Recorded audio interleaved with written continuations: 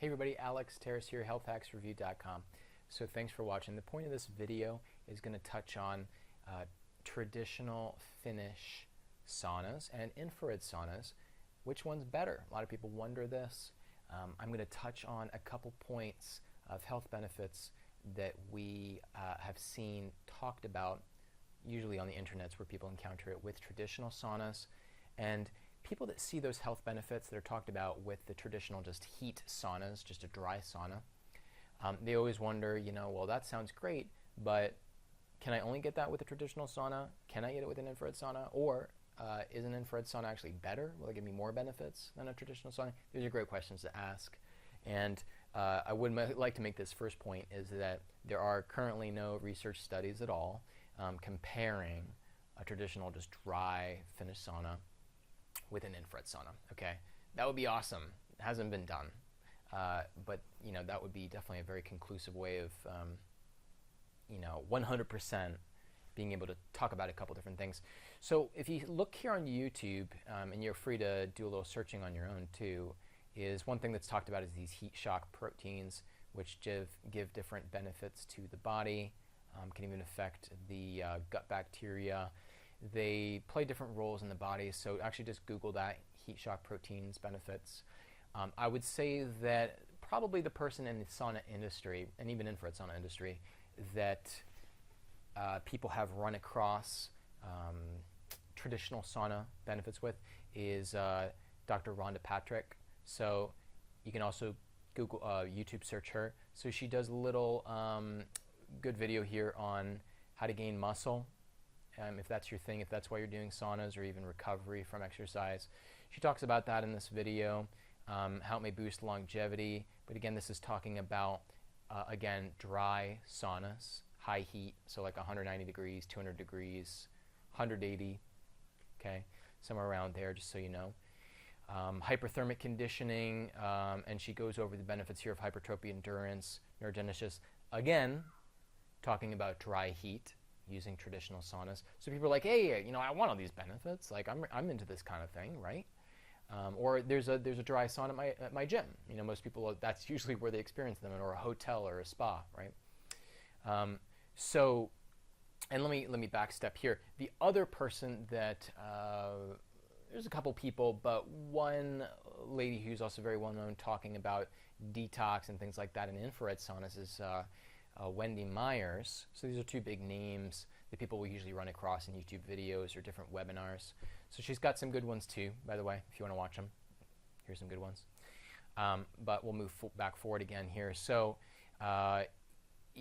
so fat loss, raising your growth hormone levels, heat shock proteins. These are some different things that are discussed with traditional dry heat saunas, 190 degrees, 200 degrees plus, 180 even on the lower end of things. So my whole take on that is that basically you can get these same benefits in these traditional saunas with an infrared sauna because, and this is just plain logic, because both of these are hyperthermic conditioning. They both give you health benefits because they're doing the same thing as far as raising your core body temperature, right? I could stay in an infrared sauna for X amount of time. I could stay in a traditional sauna for X amount of time. Varying temperatures. Infrared saunas, by the way, are usually around like 110, 120, 130, 140, 150, some 160. Usually most people do them on the lower end of things. But they'll raise my core body temperature, let's say a degree. It is possible after a period of time, both of them will raise my core body temp a degree, okay? Or 2, or 3. It just depends on how long you're in there, right? So, and by the way, this is an amazing device I just found that basically I've used in a lot of different infrared sauna tests in recent times to check my core body temperature.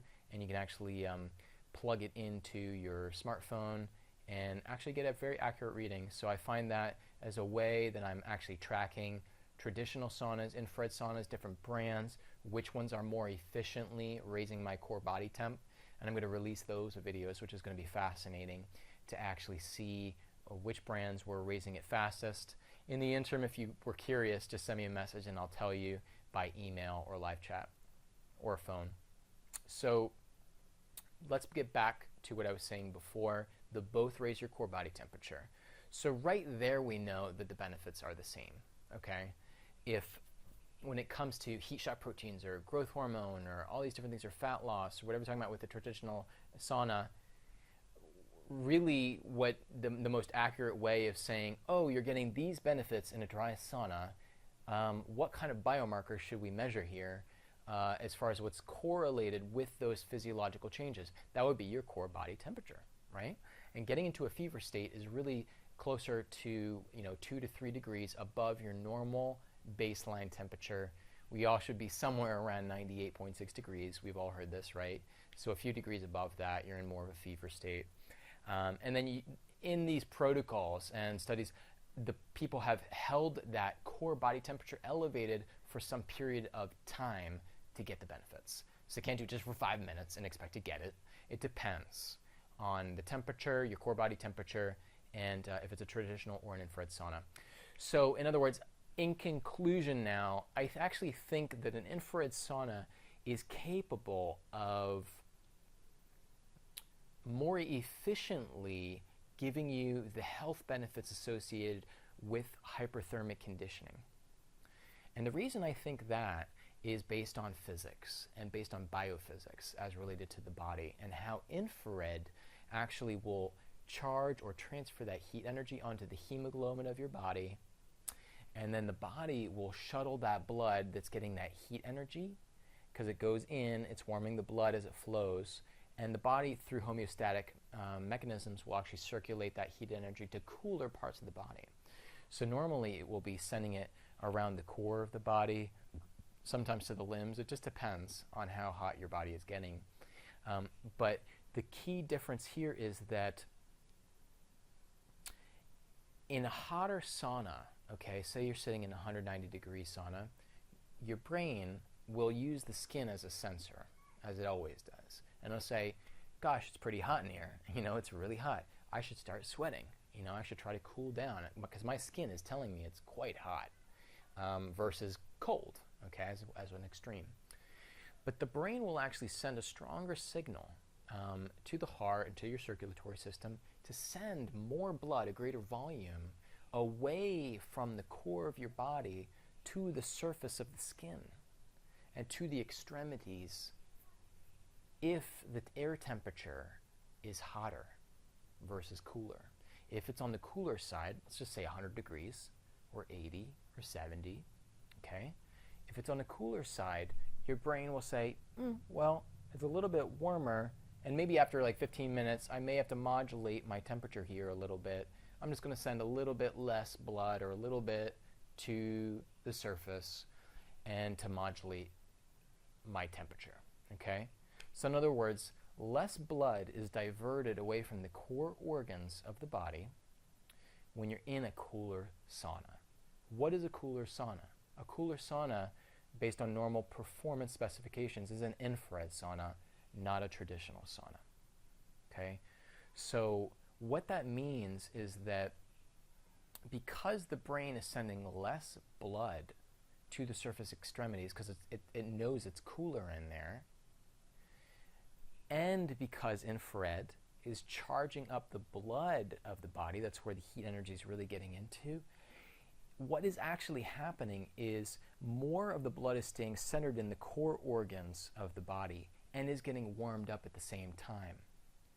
Now, when it comes to raising the core body temperature, it really, the proof or the logic is in the actual term, core body temperature, your core. And you can actually prove it with that other device, by the way, testing in a traditional sauna versus an infrared sauna. I've already done it. But your core body temperature is here. So actually, if we wanted to warm it more efficiently, we'd want a way to charge up the blood or to heat up that blood, but keep more of that heated up blood circulating around the core, right? We wouldn't want it to go out into my elbow or my forearm or my hand, which can release a lot of heat. You'd want to keep more of it here. And then furthermore, when we look at the health benefits of a traditional sauna or hyperthermic conditioning or whatever it is, again, it has to do with how hot is your core getting? And raising different, raising the temperature of different areas of the body and the core is what gives you different benefits. And now at the end of the day, also, people like infrared saunas more just because it feels cooler. It's so overwhelming for most people to sit 30 minutes in 190 degrees or 180 degree sauna, dry sauna, versus 120 or 130 or 140. There's a big, big difference there with an infrared sauna in terms of being able to be comfortable but efficiently raise your core body temperature. So I hope that breakdown makes a little bit more sense. Maybe there's some information there you didn't hear before.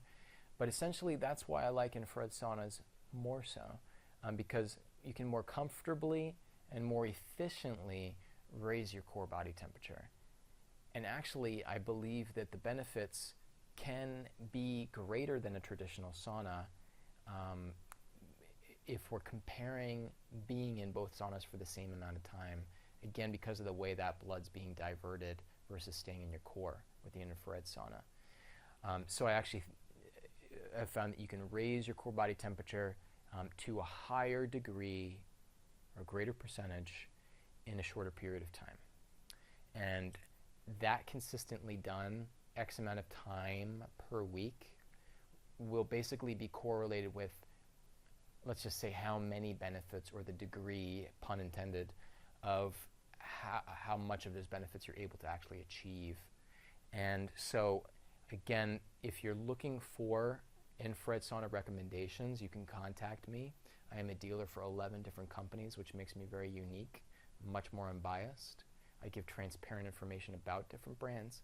So related to this video, if you're looking for saunas that have better emitters, believe me, there's more technical terms I could use than that, but basically superior heaters, superior placement of heaters. There's a lot of different variables that might make some infrared saunas more efficient at raising your core body temperature and giving you those types of benefits that we talked about in this video, that I would encourage you to go onto YouTube and check out a couple of these different doctors, health practitioners, as they cover a lot there as far as the different benefits you can get.